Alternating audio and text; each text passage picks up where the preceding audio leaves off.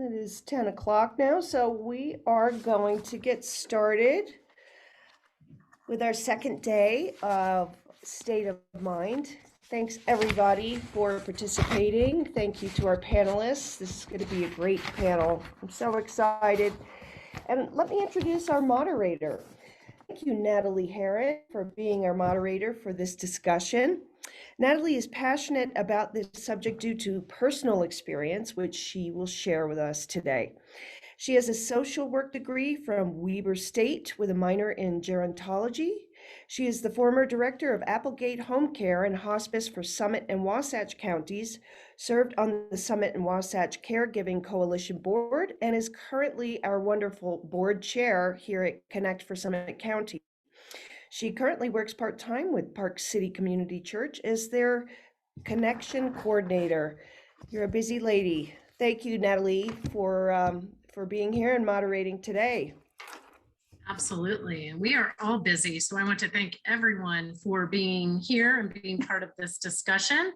Welcome to our third meeting of the Minds discussion during our second annual State of Mind Symposium with Connect Summit County. Our mission is to create a well-informed, stigma-free community with access to mental health resources for everyone in Summit County. We hope to someday to be a model, perhaps, for other communities.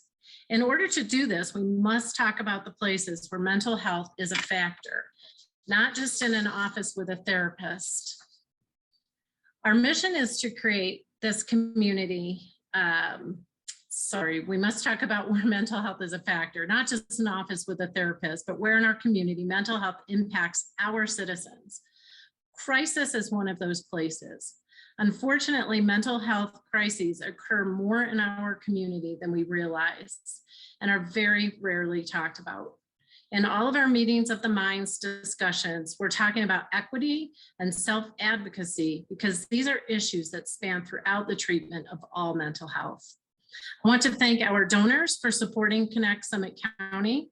We are here to have meaningful discussions about mental health because of support from Marriott Daughters Foundation, the Cats Amsterdam Foundation, Park City Community Foundation, and so many other generous people in our community. Thank you. Before we begin, Rachel Devine, our Development Director and Logistics Coordinator for this discussion, will share ways about how to be engaged and how to use Zoom chat and Facebook comments for this event. So this is Julia Sembrat, Executive Director of Connect, and I'm going to do a little of the Zoom etiquette. This is being recorded and shared on Facebook Live. We will only be recording those speaking who unmute during this event, but feel free to turn off your video for added privacy. Please remain muted if you're not speaking. And if you have a question, please share it in the comments, and we do our best to answer questions during this event.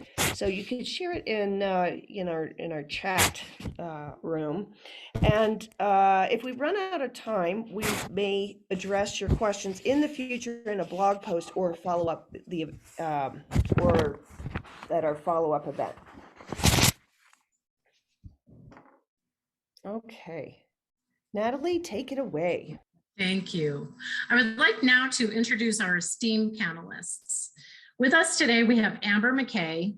She is the Executive Director of Summit County Clubhouse. Amber earned her BSW in social work from the University of Utah and has more than 20 years of professional experience working with people living with mental illness. She was the Associate Director at Alliance House, which is another clubhouse in Salt Lake City, for over 5 years, overseeing the day-to-day operations. Prior to that, she worked for 8 years as Alliance House Transitional Employment Coordinator, helping hundreds of individuals return to paid employment in the community. She has trained clubhouse staff from over 30 clubhouses internationally and has been a member of the Clubhouse International faculty, accrediting and consulting with clubhouses worldwide for over 10 years. Thank you for being here, Amber. Dr. Todd Souter, he's Director of Crisis Intervention Team Utah, Director of Intensive Services, Davis County Crisis Intervention Team Coordinator, and Mental Health Court Director for Davis County. Dr. Todd Souter, PhD, has been a licensed psychologist in the state since 1996. As I said, he is the Crisis Intervention Team Regional Coordinator and Director of the Mental Health Court for Davis County. Currently, Dr. Souter is the Director of Intensive Services at Davis Behavioral Health. He is also on the Davis County Children's Justice Center Advisory Board and a Utah Division of Substance Abuse and Mental Health statewide instructor for designated examinations and civil commitment. Dr. Souter has several years' experience performing psychological evaluations, personality assessments, neuropsychological assessments, risk assessments, and forensic evaluations. Welcome, Dr. Souter. Thank you. We're also very lucky to have Melena Stevens with us. She is a Summit County Council member and executive assistant to the Chief of Police of the Park City Police Department. Melena holds a bachelor's degree from Brigham Young University and a master's of public administration from the University of Utah, where she focused on local government policy. She served 2 terms on the Snyderville Basin Planning Commission and was appointed by Park City Municipal as a member of the Summit County Behavioral Assessment Committee, which focused on expanding mental health services throughout Summit County.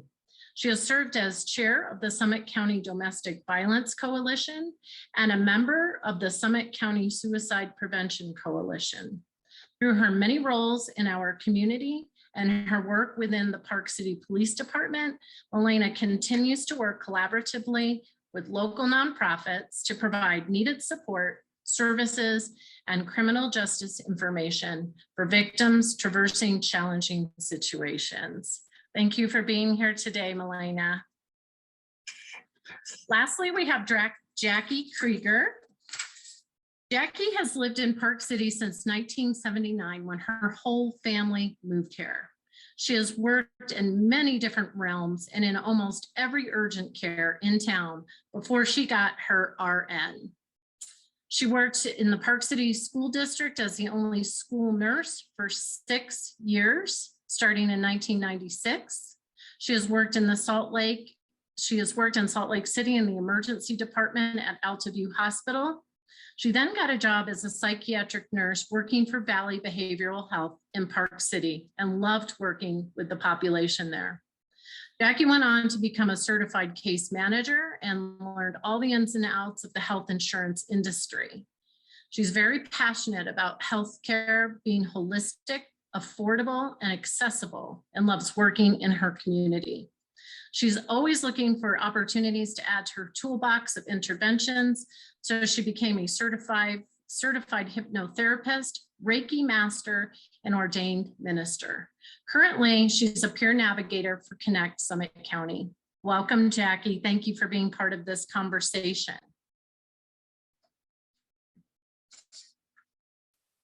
So I'd like to begin this discussion, and I would like to keep it very positive because we all know that there is room for improvement in all aspects of mental health. We do know, however, we live in a time where there are services and resources available. That was not always the case. I'm excited to lead this discussion while we talk about crisis, what it is, and how as a community we can deal with crisis. Let's have a thoughtful and honest discussion today. Thank you all for listening and being here. I'd like to start with Dr. Todd Souter and talk about what actually is crisis. What does that mean? Well, first of all, thank you everyone for having me participate and be part of this program. I did it last year and enjoyed it greatly and thought it was a wonderful opportunity for your community to learn and grow. And I thought it was put on very professionally. So that's a compliment to you all who are putting this together. So thank you for having me be part of this. As Natalie mentioned, I am a psychologist and have been working for 25 years in Utah, managing crises and being the crisis team, or essentially managing the crisis team here at Davis Behavioral Health. When people ask me about what a crisis is, the first thing that I really like to respond is, a crisis is whatever the individual defines it as a crisis. We're very open to our consumers driving their needs and their recovery. So when someone calls into a crisis line, or saying that they're having a crisis situation, we honor that and respect that based on their perspective and their ability to manage and monitor what they're going through. The specific definition of a crisis is a situation where a person feels emotionally or behaviorally dysregulated to the point where their normal coping skills and activities are no longer effective for them in dealing with the situation that they're encountering. So we have at Davis Behavioral Health, we have a 24-hour crisis line that works cooperatively with the Utah State Crisis Line in terms of handling situations and people when they call in and are having a crisis situation. We'd like to try to treat our crisis situations within our community the best we can, and try to look at different resources and opportunities for people to manage those situations. Whenever someone's in a crisis, we look at two things. We look at what can we do right now to address the situation, and then what do we do after today? So the immediate highest priority is what to do at this moment in time, and the primary factor that drives that is safety. Is a person feeling safe? Do they feel safe in their community? Are they having thoughts of harm toward themselves or other people? And we address that situation at that point in time. After that gets resolved, or a decision point is made, whether it's safety planning, whether it's placement into a receiving center or a residential center or a hospital situation, a mobile crisis outreach team can go to someone's house. After the immediate situation has been resolved, then we look toward what do we do after today, and what kind of follow-up we can engage people in to try to provide them resources and care and immediate access into treatment, so they hopefully will not go through crisis situations again in the future, or they have some coping skills that they can draw on as they experience those difficult times in life. Approximately 60 to 70% of our crisis calls at Davis Behavioral Health are resolved by telephone, and about the other, 30 to 40%, where there's some sort of mobile crisis interaction or face-to-face interaction, approximately 95% of those do not result in a hospital-based residential or receiving center placement. So our effort on our crisis team is to try to treat people in the community and to try to give them every opportunity to be treated in the least restrictive environment. We want our folks to be in their homes if they can be. We want them to be treated in a lower level of care relative to hospital placement, unless they absolutely need to be in the hospital in order to guarantee their safety or safety of others. And at that point, we will help facilitate that. Great. Thank you, Dr. Souter. We're going to talk a little bit further in the discussion of who to call, but can you just let everyone listening today know who can make a crisis call? Very good question. Anyone can make a crisis call. And our efforts are to try to make it as easy as possible for people to access help and services when they're in a crisis situation. So, for example, I was on call last night, and a very, very busy night. I'm just looking at my list here, and probably between the hours of 5 p.m. and 11 p.m., I had upwards of 20 crisis contacts. It was a very, very busy night. We had calls from the consumers themselves, from family members, from law enforcement, from group homes, from the local mental health authority, Davis Behavioral Health, from hospitals, and I don't know if I mentioned family members or not. And then also calls came through the Utah crisis line. So anyone can make a call. And the way that I train our team and our effort is to be very welcoming with good customer service approaches. We think it's really difficult for people to reach out when they need help. And it takes courage to say, hey, I'm in a crisis situation, or I can't handle what I'm going through right now. We feel like it takes a lot of courage to do that. So when people make that call, we want to be very welcoming, to tell them and encourage them, hey, you did the right thing. We're so happy you called. This is why we're here. This is what our job is. And really try to make those folks feel welcome and comfortable and assured that they took the right path and approach when they're going through a difficult time period. So anyone will call. Everyone who outreaches or makes an effort is treated with respect and acceptance and appreciation, non-judgmental. We want our crisis line to be used and to be very busy, because that's what we're here for. We have a 24/7 operating crisis team, and we want people to feel comfortable when they call us that they're going to get the kind of help that they're looking for. We may not have the answers to resolve things immediately at that point in time, but we certainly have an effort to try to provide people with the best services and help that we can do. Thank you so much. I was a family member who needed to make a crisis call. I have an adult child with who received about a year prior to my call a diagnosis, a mental health diagnosis. And just like you're talking about, it was, I think the thought of making a crisis call put me in crisis. I'm just going to share a little bit about that story because I think it will lead to this greater discussion. And I'm also sharing this story about my family member because that family member has given me permission to do so because he understands the need to talk about crisis. We will not resolve anything until we have these conversations. So I do have his blessing to talk a little bit about this very personal situation.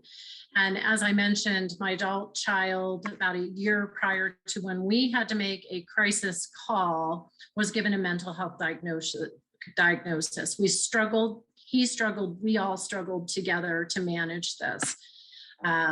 It came from nowhere. We had no warning.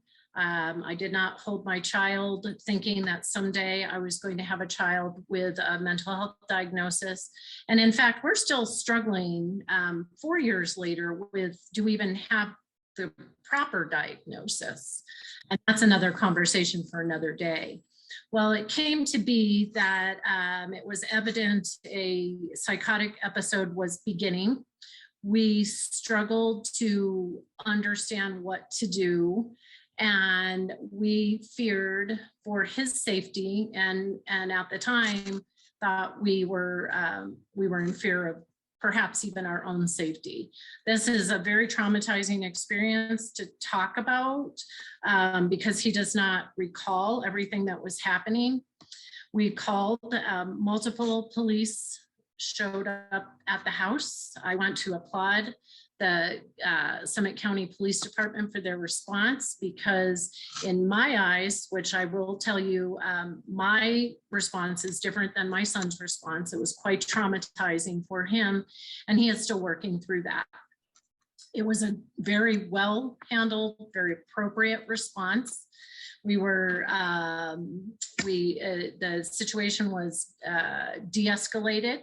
However, it led to having to leave in the police car and going to a local hospital. At the local hospital, that situation was handled in a way that almost exacerbated his crisis because he was not in the place where he could self-advocate. And he was not in the place where he was really understanding what was even happening. At the time, because he was over 18 was not allowed to go back with him. He was treated with an antipsychotic. He was asked to talk to a black screen on a wall. Try asking somebody who is in psychosis to do something like that and see what happens. It, as I said, exacerbated the situation. You cannot move through the system until an assessment is done. And at the time, that was the only way an assessment could be done. And not knowing what medication he was given, not knowing who was on the other side of that black screen, it allowed the situation to worsen, where I was actually called back. I can't imagine what happens. I can't imagine because we've seen it. We've heard the news stories. What happens to someone that does not have an advocate and is not able to self-advocate? Luckily, I was there and we were able to choose another scenario, go to another place where we could get an assessment. And thank goodness, because that assessment has led us to where we are today, with him in a much more stable place with his mental health. So many things in my personal view went right. Many things did not go right. I'm wondering, Milena, as the assistant to the chief of police, if you have any insight on how crises is handled, can you share some thoughts that may comfort those listening about what the response is in Summit County to a crisis call? Thanks, Natalie. And I think part of the answer really goes with what Dr. Souter was talking about as far as crisis intervention training, both within Park City Police Department as well as Summit County Sheriff's Office. We have a very high number. I think it's well over 70% of officers are trained in crisis intervention team training. And that is a collaboration that goes with mental health providers. We also have our mental crisis outreach team, or MCOT, that can be called to assist with those situations that are not nonviolent, that are safe for providers to enter into, but do need that support kind of on scene. Something that sounds like could have even potentially been helpful for your son at that point, or for other members within the community. So when law enforcement are entering a situation that they suspect there is mental health crises going on, the first and foremost, they want to make sure everyone's safe, and they want to de-escalate the situation using the tools that they've been taught through these different trainings. And that's something that our law enforcement are pretty adept at. I mean, there are absolutely some cases where it's not possible, where situations do escalate, but that's something that they've all been trained in, that they really focus on and want to make sure when they're entering it that their presence is not exacerbating a situation, because we know that can be the case. And that's something we're aware of, and something that I know they work very hard at. As a victim advocate, I was a victim advocate coordinator for Park City Police Department for many years. And that was something also that I would work with victims on at different points, making sure that we could help kind of bring them to a more stable place and get resources following the trauma and the incident. And that's a service that's still being offered through different employees today at both Summit County and Park City. Thank you for sharing that. I know as a family member in crisis, prior to making that call, what went through my head was, how many people are going to show up? Is it, are all my neighbors going to come to me? All the things that go through your head, guilt and shame, and am I doing the right thing for my son? Can you tell me a little bit how one of these crisis calls is viewed by law enforcement, and help give those who might have some of the things that went through my head going through their own heads? How are these crises calls perceived by the law enforcement community? So I think that often depends on how the call is relayed to law enforcement. If there's a violent component to the behavior, I think that is it's a little bit different because law enforcement have to also be aware of that and make sure, I mean, their job is to ensure the safety of all those present, including the person that's going through crisis.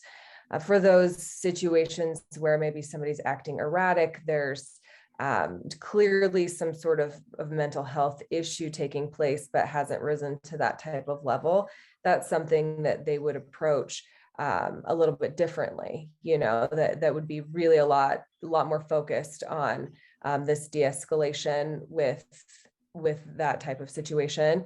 Also with a violent situation, you probably have additional people showing up simply to ensure safety. They're still focusing on de-escalation as the first tool in their toolbox, as long as that's appropriate and not putting anyone in harm's way. A unique tool that we have recently enacted within the county within the last couple of years is this mental crisis outreach team. And so that can be called in a group of providers that are non-law enforcement, can come in and actually assist the person that's going through crisis as well as the family, without having that law enforcement presence, which I understand can be perceived as potentially a trauma for families or individuals just by mere presence and what that maybe means to to the neighbors or the community. So that is an option. And the protocol with that would be that they would go out and that law enforcement would be on standby in case the situation escalated or anyone felt that they were in danger or needed additional assistance. Great.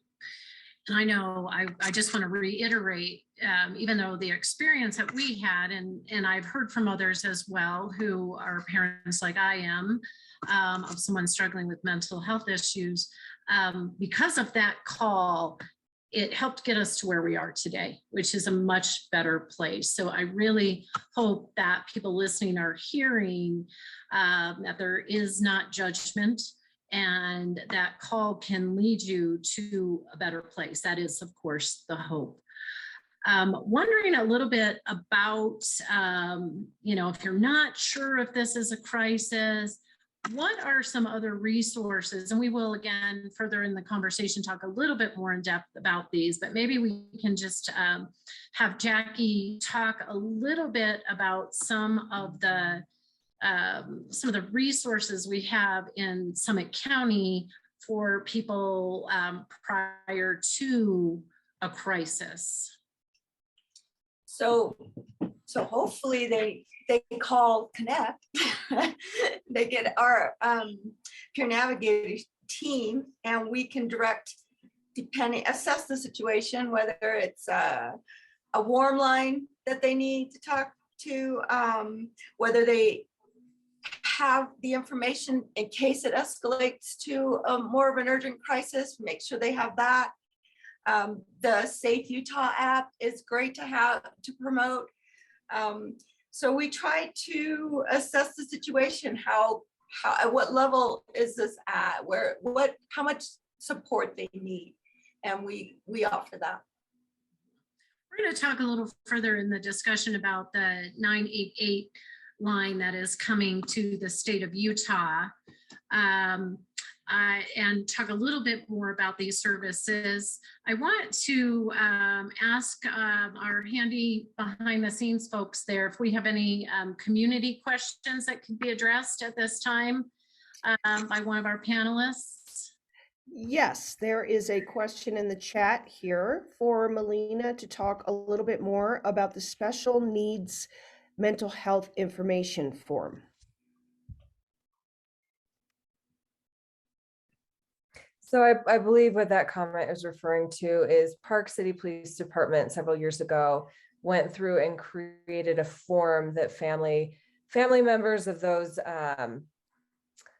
of minors or individuals themselves that had some sort of mental health diagnosis or who had been diagnosed with autism or other mental health concerns could actually fill out a form that would then inform law enforcement of those diagnoses if they were to interact with them, to provide some additional background. So if someone is acting in a way that appears odd or potentially threatening, that they would have the context that perhaps that behavior is colored by a mental health diagnosis and could assist them with with just being able to react to that in a more proactive versus reactive way with that information.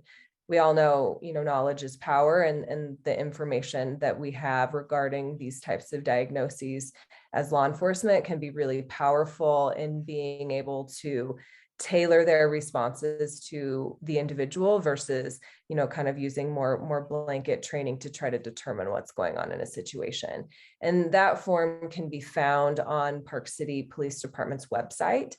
I know that for a while there was some additional kind of energy surrounding that, and more people that had applied or submitted that form, but that is a tool and something that is ongoing that can be really helpful. Great. Julia, are there other questions from the people that are tuning into this conversation? Yes, one other question is, are Summit County certified in mental health first aid? I'm not certain if Summit County is certified in mental health first aid. That's something I can follow up on. I know that Park City Police Department became certified a couple of years ago, I think 2019, in mental health first aid. So, and that training, I would say from my experience with it, that the crisis intervention team training was a little more comprehensive than that specific training. And I do know that the majority of Summit County Sheriff's Office employees have gone through that training, as well as Park City Police Department. The form that Melena was talking about is now in the chat if anybody wanted to take a look at that. And if you don't mind, I'd just like to add in that I've found Park City Police Department to be very invested in CIT.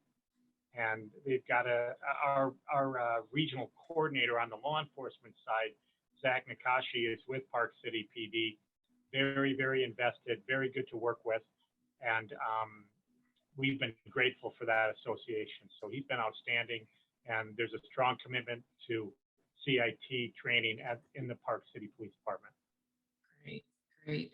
I see that several questions coming through the chat about the training and its cost, about MCOT specifically. A few of these things we're going to talk a little bit more in depth about in the conversation.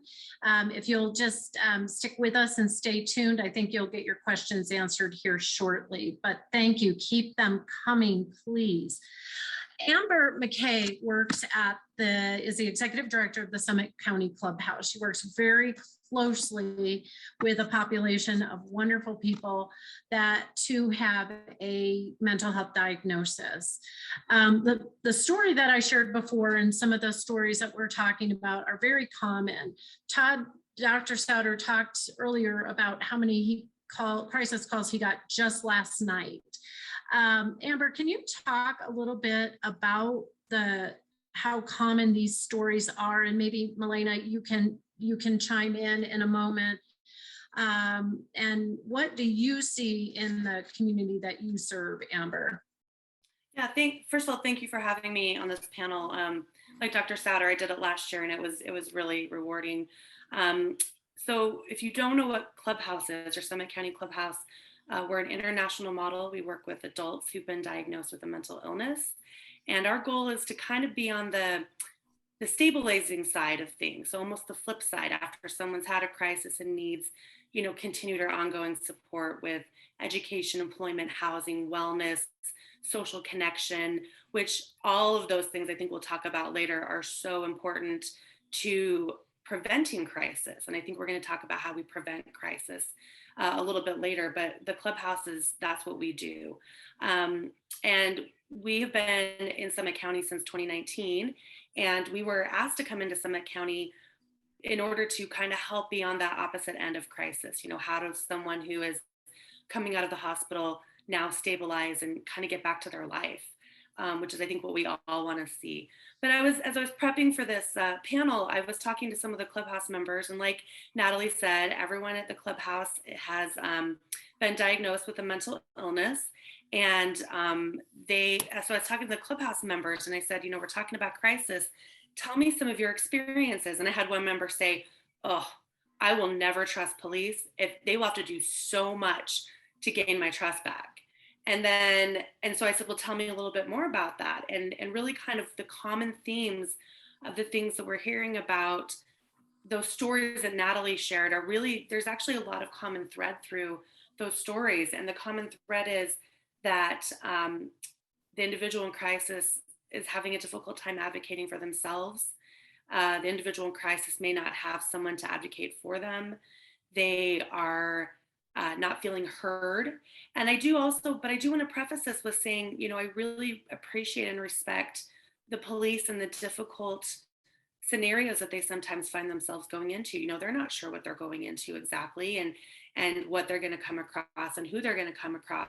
And so I was talking with Dr. Souter earlier that I want to work with our members to kind of try and rid this distrust and get back to, like, the police are actually a support system for me. And I think we're headed in the right direction. We are headed in a great direction with CIT, with the MCOT team, where the police are, you know, even just 10 years ago, it was a different scenario. Instead of going to the hospital, people were going to jail. And I think that's why the crisis intervention team in our state came about. And that's why MCOT came about, so that we're redirecting people to the right place. But about 75% of the Clubhouse members I talked to said that they feel very uneasy and uncomfortable around the police. And so my goal is to try to figure out a way to bridge that gap and have more trust and more open communication and conversation, so that if there's another crisis that occurs, they're a little bit more trusting of the police. So that's been our experience, is that there is distrust, but we as a community, really want to work on trying to change that outcome. And Amber, if I could just add in, one of the key components about CIT training is to try to get as much exposure and interaction between the officers and our consumers. And so it helps when there's more understanding and empathy on the law enforcement end, to be able to have them interact with our folks in a calmer, less command presence manner, and more of a slow things down and try to be understanding and compassionate, listen actively to whatever the situation is. So it really helps our officers become more understanding and empathetic. And as Amber alluded to, it also helps with building trust. So one of the neat parts of the training is we'll have on Thursday afternoon, the officers come to the clubhouse in Davis County, where they sit down and break bread together and have lunch together and interact with consumers, get to know and learn and understand. And it's a wonderful part of the training. Oftentimes it's considered the highlight of the 40-hour week-long training. And the other thing I noticed, and I do agree with Amber, that I've been doing CIT for roughly 15 years. And to the time period where we are now compared to where we started, I've seen a great advancement in terms of destigmatizing mental illness, substance use, neurological, neurobehavioral conditions. We're trying to destigmatize that and really normalize it, and try to get the officers to think of more options than just going into the situation with that mindset of, is there a legal or criminal activity? Certainly they have to think about that, and I respect that very much. But once that's been determined and sorted through, if we don't have a criminal or legal issue, then we want to work towards immediately looking for what is the best solution right now and a long-term solution to try to move these people toward treatment and care and assistance and support in trying to treat their mental health condition. So we have the best long-term solutions to that situation. Officers have become more and more understanding and thoughtful and mindful about that over the years. And I've got a great amount of respect for our law enforcement, because in the academies that I've been involved in, and it's really now been statewide, is, in my general opinion, my blanket and general opinion, is that these officers want to do the right thing, and they want to work in partnership and as a team with mental health, with advocacy, to try to provide the best outcomes. And I think that desire is there. I see it growing throughout the years. And I think this type of an environment in your group, the Connect group, are groups that bring that forward and promote that in your communities. Can I just piggyback off that? So Todd, 100% agree with everything you're saying, and I feel like that, you know, there was a comment made in the chat that officers and medical personnel probably need to have some more training about stigma. And that's what I love about the opportunity for officers to come to the clubhouse, because they're seeing individuals that they might have seen on a crisis call in a completely different way. They're seeing someone who's now stable, who's working in the community, who has support, and then they can go, oh yeah, this isn't just this person in that moment. This is a person who's, you know, a great citizen of our community, working and living their best life. And they see that when someone's more stable with wraparound services. So I think it's always definitely important to try to get a connection of maybe the before, when we're in a really bad place, to the after, when someone's stable and the officer can see, you know, this is just a person who's trying to live their life. And so I appreciate you talking about stigma and the part that it plays, and how you know, I'm hoping that as we continue to have these wonderful symposiums and conversations, that we keep normalizing the conversation so that people aren't afraid to make those calls and they aren't afraid to talk to the officers at that point. So thank you, Dr. Souter. I 100% agree with you.